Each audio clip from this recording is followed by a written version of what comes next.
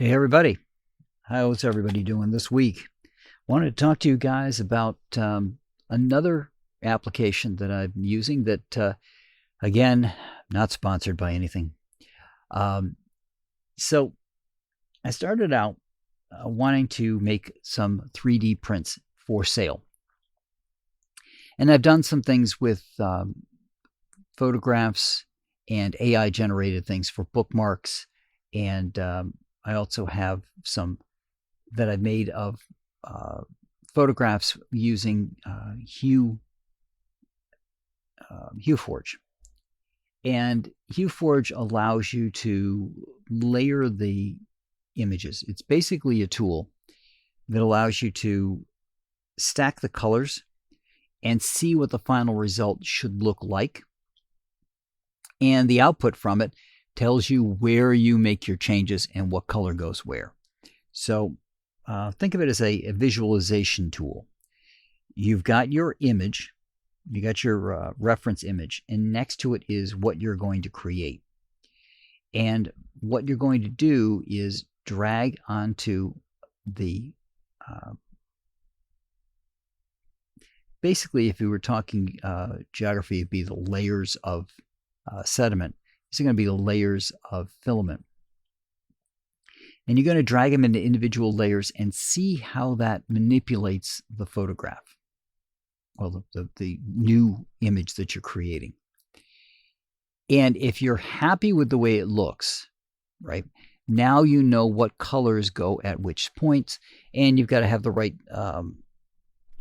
numbers for the colors, etc. But such things as how much light's going to pass through them, what the actual color code is, things like that for it to work properly.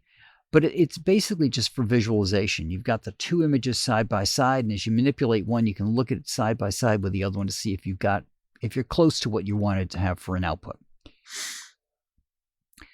But then I started looking at wanting to do some three-dimensional objects, something maybe with a movement to it. So had to learn how to make hinges.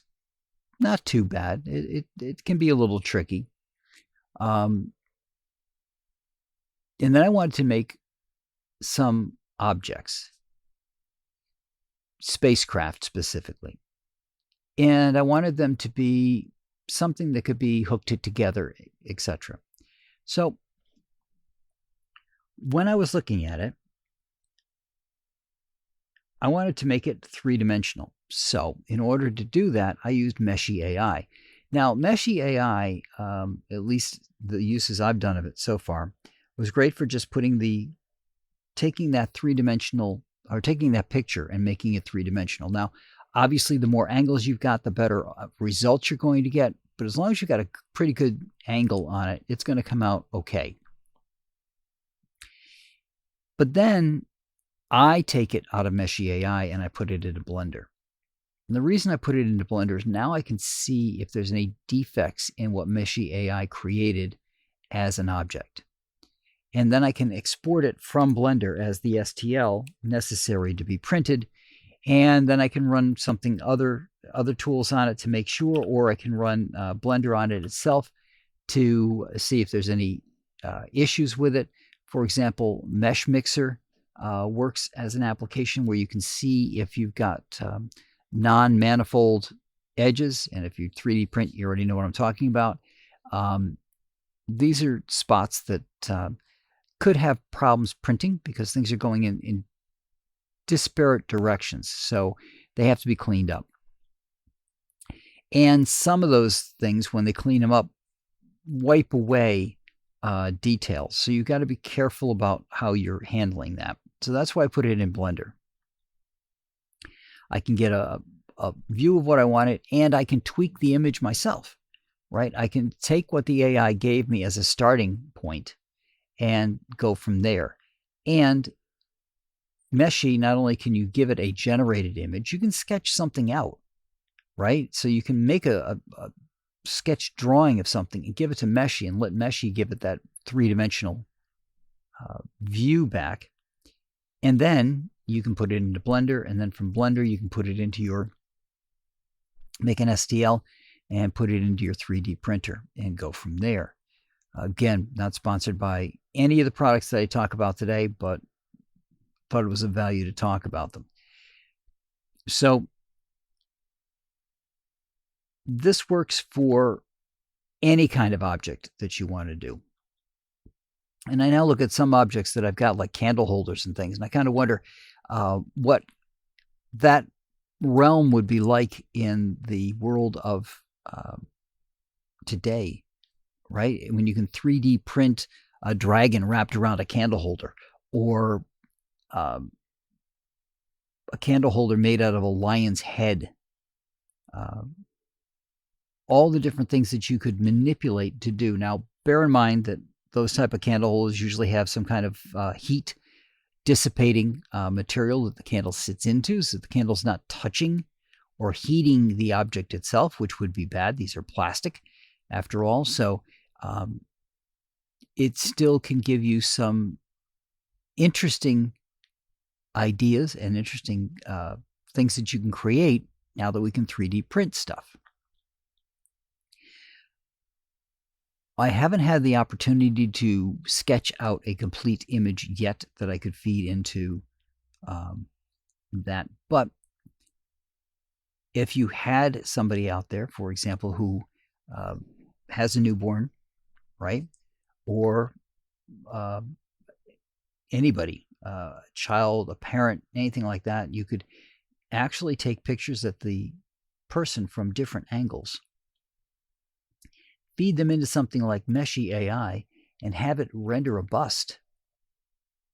Have it render out the baby. If you could keep a baby to sit still long enough to be have as many pictures taken as you need, this is the advantage of using AI and photography for this.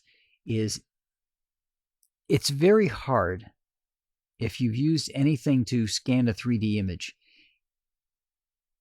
It's one thing if it's an inanimate object, right? You're spinning it on a turnstile, getting all the angles, getting those pictures put together so that it can be turned into a three-dimensional image. But when you're talking about a person, it's very hard for that person to just stop and have no movement whatsoever while you're going around with a scanner for a couple of minutes, right? But if you can use a good AI, and Meshy's been okay. I'm not sure it's the best one out there, so I'm not saying anything about this is the one you absolutely should use. Absolutely go out there and try the different ones to see what matches your style and what ones you get the best results from.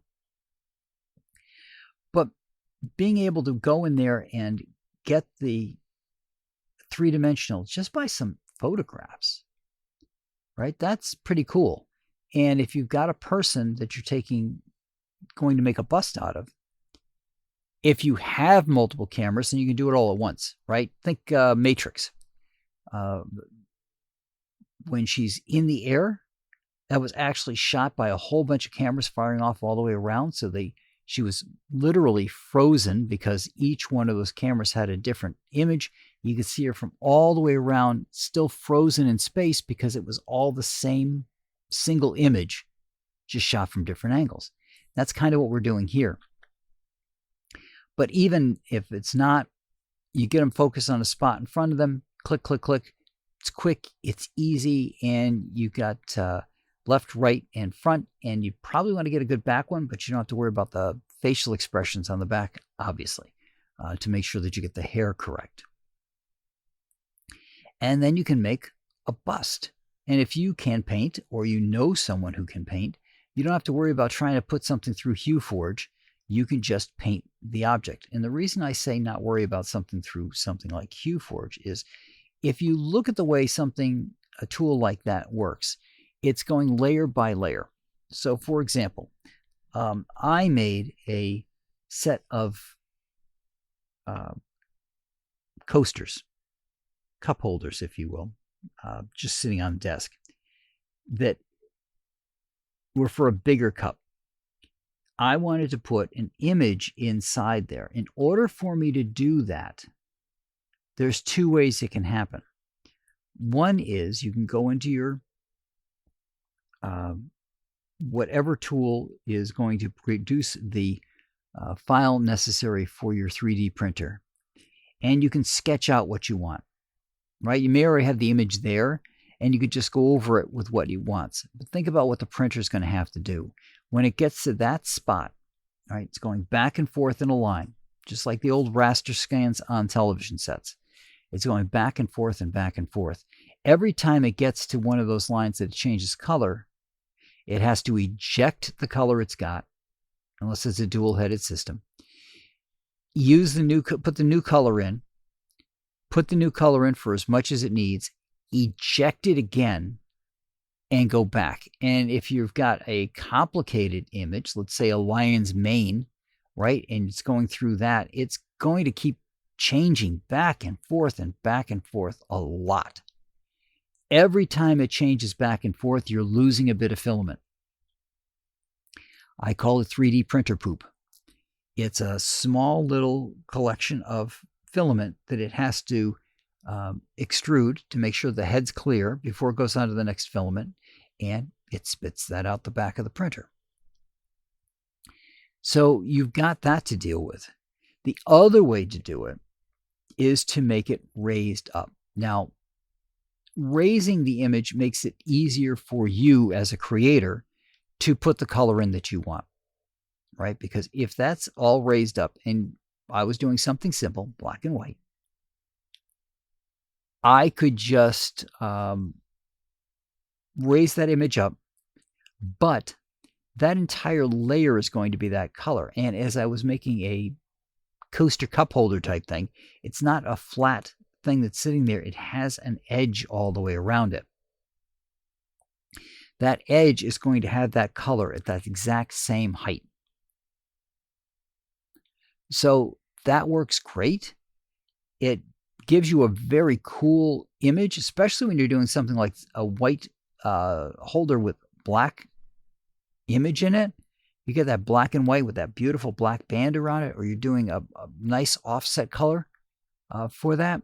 It looks really cool from the outside, and it comes out looking good inside as well. But again, every time you're doing that color stuff, you have to keep that in mind. So if you're doing a person and they have blue eyes, and that bust is being printed the same way it is on a person, right? So let's talk about lips.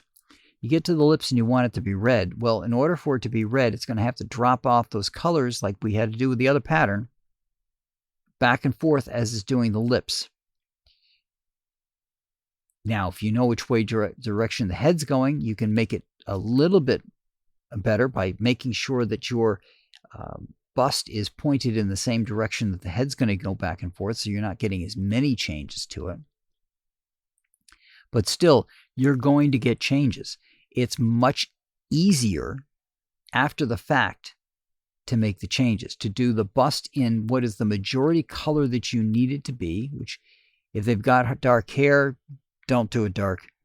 Go with something lighter like a white or a flesh tone, or maybe a light yellow, something that you can easily manipulate the color for. You could go with a brown, depending on skin tone, obviously, but something that's kind of close to the overall skin tone of the person that you're going to be doing. And then you can go over with the colors that you want for the eyes, the colors that you want for the lips. You can worry about all that stuff after the fact with a paintbrush. Makes it a little bit easier for you to work with, and it makes it easier in the design phase because you don't have to texture it. You don't have to put any colors onto what you're doing. You're doing a raw bust, and you'll make the changes to it later. Of course, you can always just go with the straight white route for most things, and maybe add a little color here and there to make it marbled it, so it kind of looks like a marble bust. So you can do something along those lines too. Obviously, that has even less requirement for painting, because if you've got a dark-haired person and you put it in flesh, you're going to have to paint the entire hair in. But if you're going just straight white, making a marble bust, or going straight black to make a nice ebony bust, then it doesn't matter what colors you're going to use, because you're just going to leave it as is. Bear in mind, when you're doing something like a bust, you're probably going to want to weight it or up your infill so it's a heavier object. But again, if you up your infill, you've got more to worry about, because now you're going to be using more filament on there. If you weight it, that can be tricky as well. I have seen some people do a great job of wanting to have a threaded piece put in. So they put a piece of metal in there, like a nut, and print around it. You could do that, right? You could get yourself going with the bust, take it apart in Blender, and put a couple of holes in where you want something heavier to go in. Then as it's printing and you put the holes in there where the print stuff's going to go in, then you can just say, okay, now I've got enough hole. Now it's going to be flat. Whatever I put in there is going to be flat. Remember, it has to be, because the head's going to be going back and forth over it. So let's say you were using nuts, like the type that go on bolts. You make your cutouts in Blender. Maybe you're just making a base for the bust. So you've got the base in there and you've got those cutouts. When it gets to that point, you stop your printer, you drop the nuts in place, then you start the printer back up, and the printer's just going to print across those nuts. Now, the problem with using something like a nut is the fact that you've got those holes in there, going to create sag points if the filament doesn't cover it correctly. So you probably want something a little bit beefier than a nut, something that's solid all the way across. But still, that'll give you some kind of weighting at the bottom so that it doesn't tip over as easily, because what we print isn't usually that heavy. And it cuts down on filament.